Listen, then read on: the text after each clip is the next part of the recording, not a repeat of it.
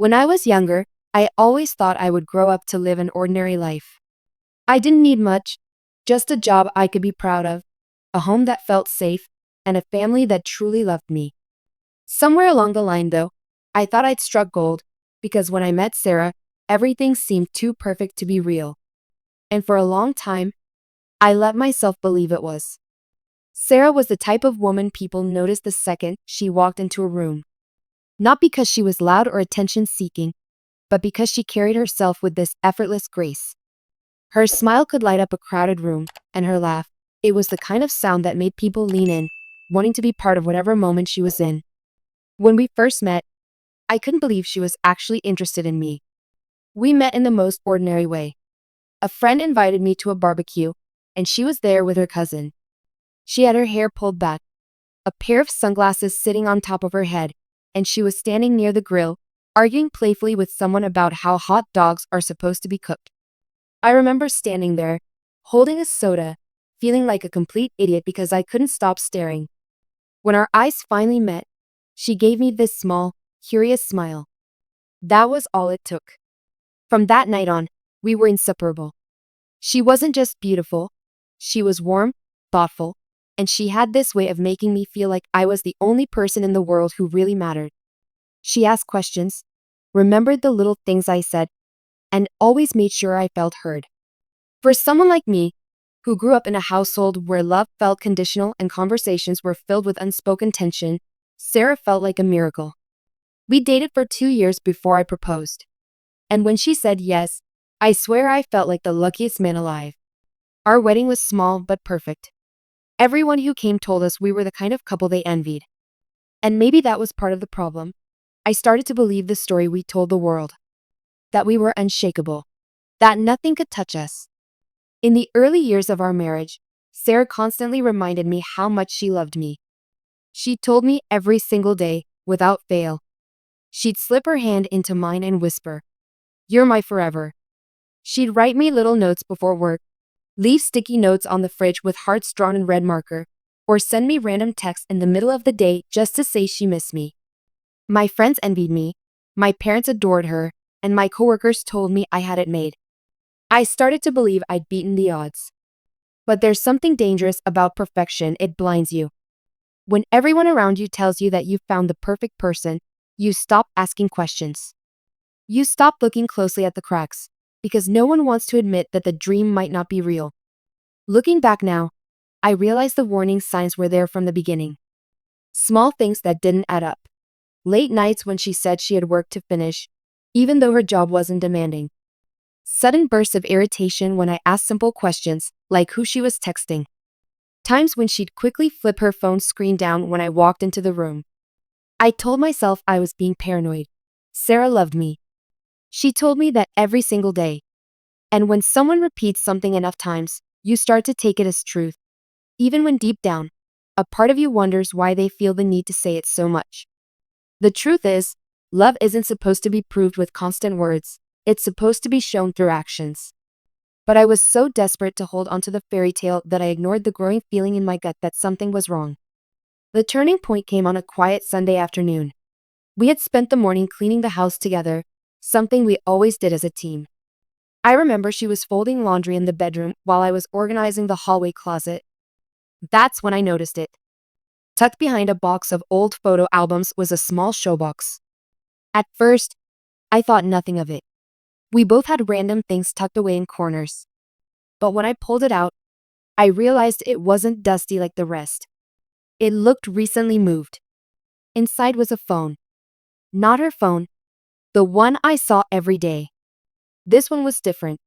It was sleek, newer than the one she carried, and when I pressed the power button, the screen lit up with a password screen. I froze. My heart pounded so loud I could hear it in my ears. My first instinct was to put it back, pretend I hadn't seen it. But curiosity and dread tangled together inside me. Why would my wife, my perfect, loving wife, need a second phone she had never told me about? I slipped it back into the box and shoved it deep into the closet, trying to convince myself there had to be an explanation. Maybe it was old. Maybe it belonged to her cousin, who stayed with us once. Maybe I was overthinking again. But for the rest of that day, I couldn't focus. Every time Sarah smiled at me, every time she reached for my hand, every time she leaned in and kissed my cheek, I felt sick. Because for the first time, I didn't know if any of it was real. That night, lying next to her in bed, I stared at the ceiling while she slept peacefully. And all I could think was this: if the person you trust most in the world is hiding something from you, how do you ever come back from that? I didn't know then that finding that phone would be the beginning of the unraveling, the moment when everything I believed about my life, my marriage, and the woman I thought I knew would come crashing down. I didn't sleep that night. Every time I closed my eyes, I saw that phone glowing in the darkness of the closet. A secret I wasn't supposed to find. My mind spun in circles, trying to explain it away, but the truth gnawed at me. Why would Sarah need a second phone, hidden where I'd never think to look? By morning, I felt like I had aged years. I watched her move around the kitchen, humming softly as she scrambled eggs and poured coffee. She looked so normal, so familiar, so innocent. And that was what scared me the most. I wanted to believe her. I wanted to believe the woman I married was exactly who she said she was, the one who swore she loved me more than anything. But doubt had already planted itself inside me, and once that seed is there, it grows no matter how hard you try to pull it out. That day, I couldn't focus on work. Every email felt meaningless, every phone call muffled. All I could think about was the phone. What was on it? Who was she talking to? Why did she need it? By the time I drove home, my hands were shaking on the wheel. I told myself I'd confront her. That's what healthy couples do, right? Talk about things. But the moment I walked in and saw her smiling at me, wrapping her arms around me like nothing was wrong, I froze. I couldn't bring myself to ask. Because what if asking broke the illusion forever? What if the answer destroyed everything we'd built? So instead, I waited. For 3 days, I lived in a state of silent torture, pretending everything was fine, while sneaking glances at the closet every time I walked past. Until finally, on the fourth night, curiosity won. Sarah had gone to bed early, exhausted from a long day. I lay next to her, listening to her breathing deepen, until I was sure she was asleep. Then, with my heart racing, I slipped out of bed, padded to the closet, and pulled out the showbox. The phone felt heavy in my hand. My stomach twisted as I held it, knowing that whatever I was about to see, I couldn't unsee. Still, I pressed the power button. The password screen glowed. 4 numbers stood between me and the truth. For a long time, I just stared. I didn't know her password. Or did I? I tried her birthday. Wrong. Our wedding anniversary. Wrong. My birthday. Wrong again. I almost gave up, until I remembered something. When we first started dating, she once joked that her favorite number was 1122 because it looked like 2 hearts standing together. At the time, it felt cheesy but sweet. Now, with shaking hands, I typed it in. The screen unlocked. I wish I could say I put it down. That I respected her privacy. That I chose trust over suspicion. But the truth is, I opened her messages. And what I saw there shattered me. There were hundreds of texts. Long conversations with someone saved under a simple name, E. At first, I told myself it could be a friend, a cousin, someone harmless. But as I scrolled, my chest tightened. I can't stop thinking about last night. He doesn't suspect a thing. When are you going to leave him? My world tilted. The ground beneath me gave way. My wife, the woman who told me every day she loved me more than anything, was living a double life. I kept reading, my eyes blurring with tears. They weren't just casual messages. They were intimate, raw, filled with inside jokes, late-night confessions, and promises. They talked about weekends spent together when she claimed to be working late, about gifts exchanged, about dreams of a future that didn't include me. At one point, she even wrote, "Sometimes I feel guilty. But then I remind myself that he'll be fine without me. He doesn't really know me, not the way you do." I couldn't breathe. I dropped the phone, stumbling back like it had burned me. My hands shook so badly I could barely shove it back into the box. I pressed the lid down, shoved it into the closet, and collapsed onto the floor. I don't know how long I sat there. Minutes, maybe hours. My mind replayed every moment of our marriage, twisting each memory into something darker. Her constant declarations of love suddenly felt like rehearsed lines meant to cover up lies. Her late nights, her sudden irritation when I asked about her phone, her distance, all of it now made sense. And yet, when I finally dragged myself back to bed, she was there, sleeping peacefully, her hand resting inches from where mine should have been. For a moment, I wanted to wake her up and demand answers. But the words caught in my throat. Because the truth is, I wasn't ready to hear it. Not yet. The next morning, everything felt unreal. She kissed me goodbye, smiling like the night before hadn't ripped my heart in half. I stared at her, wondering how she could lie so easily. Wondering if I'd ever really known her at all. I told myself I needed proof. Maybe the texts weren't what they seemed. Maybe E was a nickname for a female friend. Maybe I had misunderstood. My mind clung desperately to any excuse that didn't end with my marriage in ruins. So I started watching her more closely, tracking little things I'd never noticed before. When she left the house, I paid attention to how long she was gone. When she texted on her main phone, I studied her face for signs of guilt. I even checked her car mileage, like some paranoid detective. The more I watched, the more I realized how much of her life I didn't know. One evening, she said she was running to the store. Normally, I wouldn't have questioned it. But something about the way she grabbed her purse and left so quickly made me suspicious. I waited 10 minutes, then followed her. I'll never forget the sight that greeted me when I pulled into the parking lot behind a small cafe on the edge of town. There she was, sitting at a corner table, her head tilted as she laughed at something the man across from her said. The man I didn't know. The man who wasn't me. He reached across the table, brushing her hand with his, and she didn't pull away. She smiled, a smile I used to think was mine. My chest ached so badly I thought I might collapse. I wanted to storm in, to drag her out and demand answers. But I couldn't move. I just sat there in my car, gripping the steering wheel until my knuckles turned white, watching the woman I thought loved me more than anything live a life I was never supposed to see. That night, when she came home, she acted like nothing had happened. She set the groceries on the counter, kissed me on the cheek, and asked how my day was. I played along, my heart breaking with every word. Because now I knew. The secret phone wasn't just a random object hidden in a closet. It was a window into truth I wasn't ready to face. My wife had a double life. And no matter how much I wanted to deny it, no matter how much I loved her, I couldn't unsee what I had seen.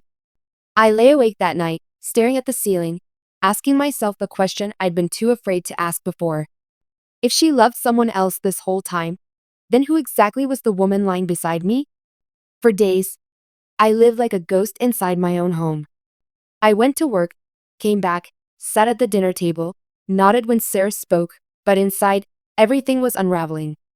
Every time she looked at me with those bright eyes and told me she loved me, I wanted to scream. Every touch, every kiss felt like a lie, and yet I didn't know how to let go. The hardest part was pretending. Pretending I didn't know about the phone. Pretending I hadn't seen her in that cafe with him. Pretending I wasn't drowning in betrayal every second of the day. I told myself I needed time, that I had to figure out the right way to confront her. But the truth was, I was scared. Scared of the answer. Scared of the finality. Scared of losing the life I thought I had. The breaking point came on a Friday night. She said she was going to a girls' night with coworkers. Normally, I would have believed her without hesitation. But this time, I followed her. I parked far enough away not to be noticed, and sure enough, she didn't go anywhere near her coworkers. She drove straight to a quiet residential street, parked her car, and walked into a small brick house. 15 minutes later, the man from the cafe showed up. He knocked once, then she opened the door, smiling wider than I'd seen in months. They embraced, kissed, and that was it. The dam inside me broke. I drove home in a blur, my hands trembling so badly I could barely grip the wheel. My mind screamed with 1,000 questions, each one cutting deeper than the last. Why him? How long? Did she ever really love me, or was I just a placeholder until she found what she really wanted? By the time she walked back through our front door later that night, I was sitting at the kitchen table, waiting. The showbox with the phone sat in front of me. Her smile faltered the second she saw it. "What's this?"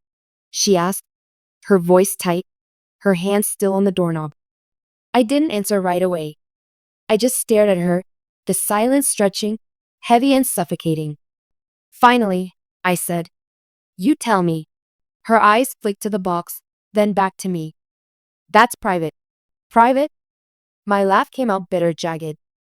"You mean the phone you hid in the back of our closet? The one you've been using to talk to him?" Her face drained of color. She opened her mouth, then closed it again. For the first time, she didn't have a quick answer, a sweet excuse, a smile to cover the truth. "I followed you," I said, my voice shaking. "I saw you.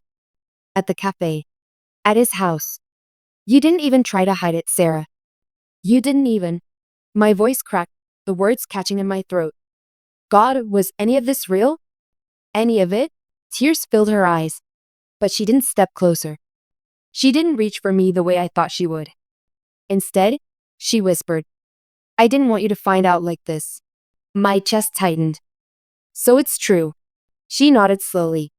"Yes, it's true." The words hit me harder than I thought possible. I felt like I couldn't breathe, like the walls of the kitchen were closing in. I pushed the box toward her, the phone rattling inside. "How long?" She wiped at her face, but the tears kept coming. "Almost a year." "A year." I pressed my hands against the table, trying to steady myself. "A year. While I thought we were happy. While you were telling me every single day how much you loved me." "I do love you," she said quickly, desperately, as if clinging to the words could make them true. "No," I snapped, my voice sharp enough to make her flinch. "You don't get to say that anymore. Love doesn't look like this. Love doesn't mean sneaking around with someone else while your husband sits at home believing he's enough." She broke then, sobbing into her hands. But I couldn't find it in me to comfort her. All I felt was rage, grief, and a hollowness I couldn't put into words. "Who is he?" I demanded. Her silence was answer enough. "Who is he, Sarah?" I shouted, slamming my fist against the table. Finally, she whispered, "Ethan." The name was simple, ordinary. But to me, it felt like a knife twisting in my chest. Ethan. The man who had stolen my wife's heart while she pretended mine was still hers. "I never meant for it to go this far," she said through her tears. "At first, it was just someone to talk to. Someone who listened in a way I felt like you didn't anymore. I thought it was harmless. But then you fell in love," I finished for her, my voice cold. She didn't deny it. That silence was louder than any confession. I stood, pacing the kitchen, running my hands through my hair like I could tear the pain out. "So what now, Sarah? Do you keep sneaking off to him while I play the fool? Do you want to leave me? Or was this all just some game to you?" She shook her head, her voice trembling. "It wasn't a game. I never wanted to hurt you." I stared at her, incredulous. "You never wanted to hurt me? You've been lying to me for a year, Sarah. Every time you kissed me, every time you told me you loved me, you were already his. You didn't just hurt me. You destroyed me." Her tears fell harder, her body shaking as she tried to hold herself together. "I don't know what I want anymore," she admitted. "Part of me still loves you. But part of me loves him too." It felt like the cruelest cut of all. She wasn't even choosing me. In that moment, I realized the marriage I thought was unbreakable had been gone for a long time. I had been living in an illusion, clinging to words that meant nothing while she gave her heart to someone else. "I need you to leave," I said quietly, my voice hoarse. She looked up at me, her eyes wide. "What?" "You heard me. Pack a bag. Go stay with him, with a friend. I don't care. But I can't look at you right now. Not after this." She hesitated, her lip trembling, like she wanted to argue. But she didn't. Instead, she nodded slowly, as if she knew there was no other choice. She walked upstairs, and I sat at the table, my hands trembling as I stared at the box. Minutes later, she came down with a small suitcase. She stopped at the door, looking at me one last time. "I'm sorry," she whispered. Then she was gone. The house was silent, but the silence didn't feel peaceful. It felt like the aftermath of an explosion, smoke and ashes where something beautiful once stood. For the first time in years, I was alone, and I had no idea what to do with the pieces of the life she left behind.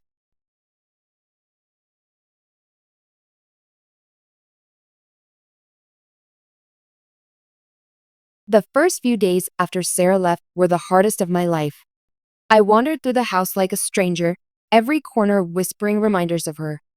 The framed wedding photo on the mantel, the coffee mug she always used in the mornings, the blanket she wrapped herself in when we watched movies on the couch. I tried to box them up, to hide the evidence of the life we'd shared, but no matter how many things I put away, the memories clung to the walls, the furniture, the very air I breathed. Sleep didn't come easy. I'd close my eyes and see her smile, the same smile she'd given me, and him. My mind replayed the sound of her voice saying, "I love you," and I'd wonder if she was saying it to Ethan too, maybe even in the exact same tone. I felt like I was going insane. I didn't tell anyone at first. Part of me was ashamed. To the outside world, we had been the perfect couple, the one everyone envied. Admitting the truth felt like admitting I'd been living a lie, like I failed at the one thing I thought I'd gotten right. But secrets have a way of slipping out. It started with my mom. She called one evening, her voice cheerful, asking how Sarah was doing. I froze, the silence on my end stretching too long. She caught it immediately. "What's wrong?" she asked. And just like that, the dam broke again. I told her everything about the phone, the messages, Ethan, the confrontation. My voice cracked as I spoke, and by the time I finished, I was crying into the phone like a child. "Oh, sweetheart," she whispered, her voice thick with emotion. "Why didn't you tell me sooner?" "Because I didn't want to believe it myself." Word spread quickly after that. My parents knew. My sister knew. Even a few close friends found out when they noticed Sarah's absence and asked questions I couldn't answer with lies. Everyone reacted the same way: shock, anger, sympathy. Some cursed her name. Others tried to reassure me that I'd be better off without her. But their words, though well-meaning, did little to fill the emptiness inside me. The hardest part was when Sarah's family reached out. Her mother called, confused and distraught. She had always adored me, always treated me like a son. Now she was demanding answers I didn't have the strength to give. "I don't understand," she said through the phone, her voice breaking. "She told us everything was fine. She told us you two were happy." I almost laughed at the irony. Sarah was still performing, even for her own family. But as the days passed, something strange began to happen. Pieces of Sarah's life I had never questioned before started coming to light, and they didn't fit the picture I thought I knew. A friend of mine from college called me one afternoon, his tone hesitant. "Listen, man, I don't know if I should even be telling you this," he began. "But I saw Sarah a few months ago. She was with a guy at a restaurant downtown. I assumed it was some coworker or family friend, but now I'm thinking maybe it wasn't." Another time, I ran into one of Sarah's old coworkers at the grocery store. We made small talk, and when I mentioned that Sarah and I were separated, she looked at me with pity. "I'm so sorry," she said softly. "But honestly, I'm not surprised." Those words cut deep. "What do you mean?" I asked. She hesitated, glancing around before lowering her voice. "She flirted a lot at work. Everyone noticed. Sometimes she stayed late, but not for projects. People talked, but I never thought it was my place to say anything." My chest tightened. How many times had I defended her late nights, believing she was just dedicated to her job? How many red flags had I brushed off because I trusted her blindly? Then came the biggest blow of all.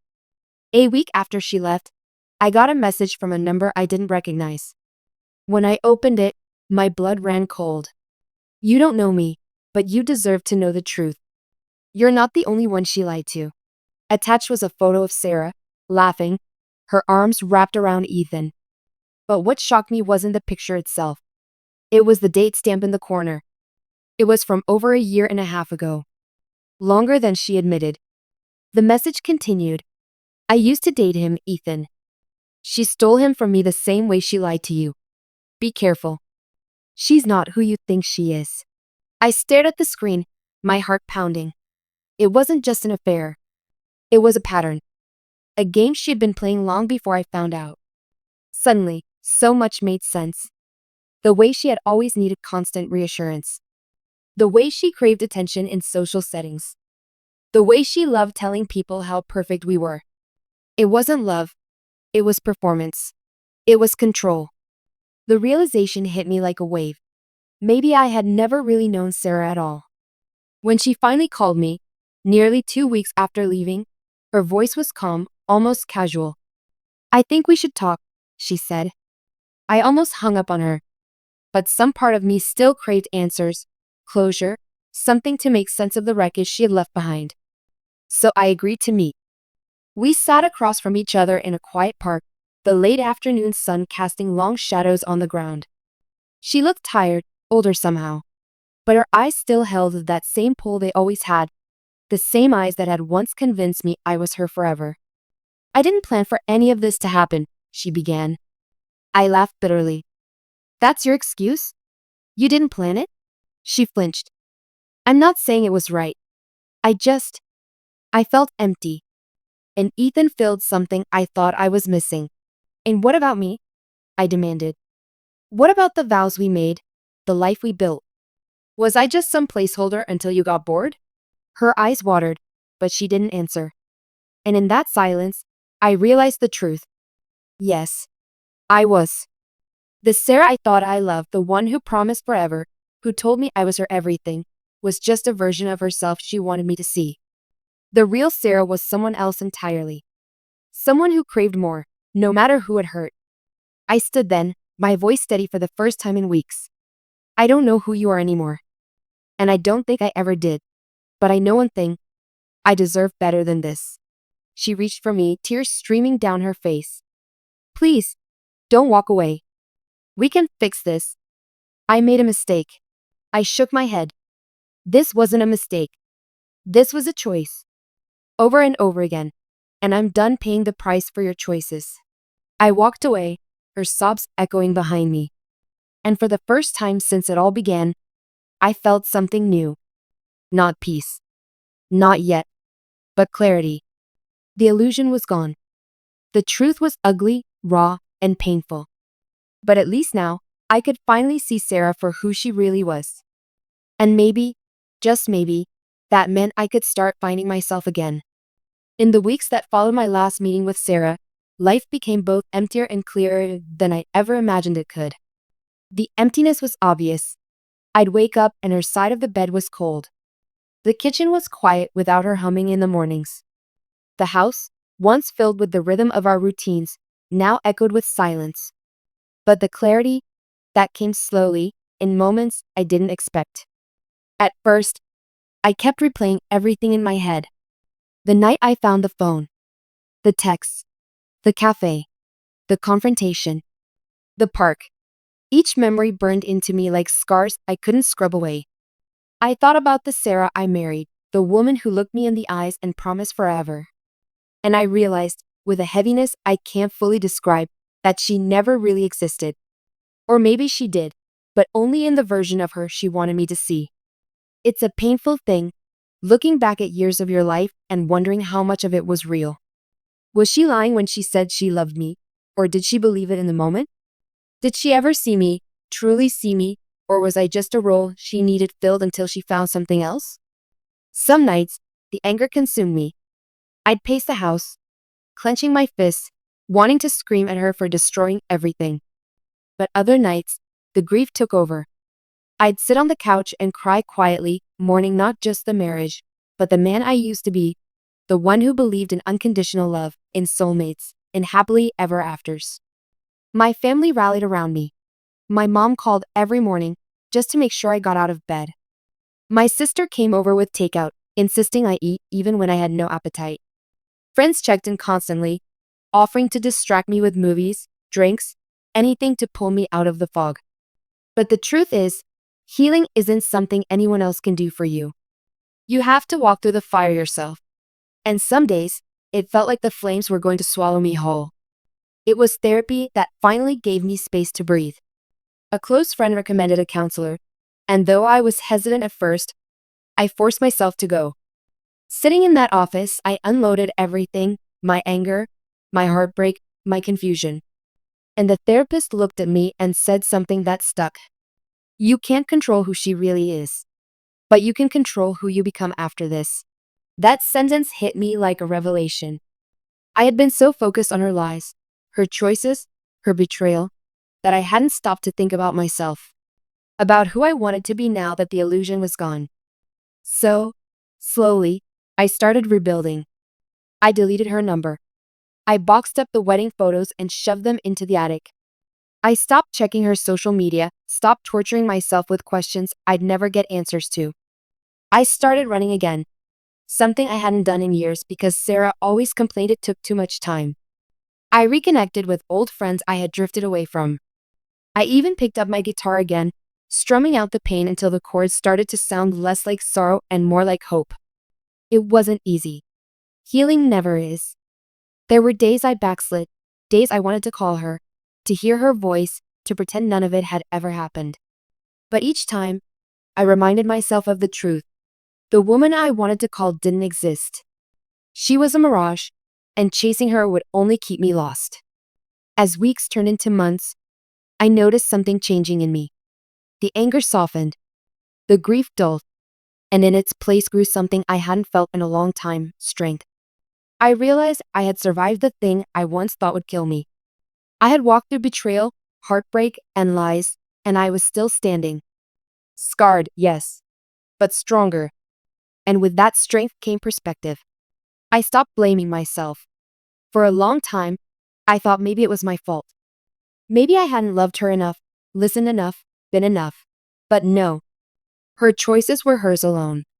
Her lies, her double life, her betrayal, that was on her. Love is supposed to be honest, loyal, true. I had given her all of that, and she chose to throw it away. One afternoon, months after it all began, I bumped into someone who asked about Sarah. They hadn't heard the full story, and when I told them we were no longer together, they frowned sympathetically. I'm sorry, they said. That must be hard. And it was hard. But for the first time, I was able to smile a little and say, yeah, but I'm okay. Because I was. I won't lie and say I don't think of her sometimes. I do. I think of the girl at the barbecue with the sunglasses on her head and the playful laugh. I think of the notes she used to leave me on the fridge. I think of the mornings when she curled up against me and whispered I was her forever. But then I remember the phone in the closet, the messages, the cafe, the lies. And I know that loving the memory of who I thought she was isn't the same as wanting her back. In fact, losing her taught me something I never expected: the importance of knowing my own worth. I gave my heart completely, and it was broken. But that doesn't make me weak. It makes me human. And next time, because yes, I believe there will be a next time, I'll give my heart again. But this time, I'll give it to someone who sees me fully, who chooses me every day, who doesn't need a secret phone hidden in a closet to keep their truth alive. That's the future I want. And it's a future I know I deserve. Looking back now, I can see the story for what it was. A tragedy, yes, but also a turning point. Because sometimes, the people we love the most are the ones who teach us the hardest lessons. Sarah taught me that love without honesty is nothing but an illusion. She taught me that even the people who swear they love you more than anything can betray you in ways you never thought possible.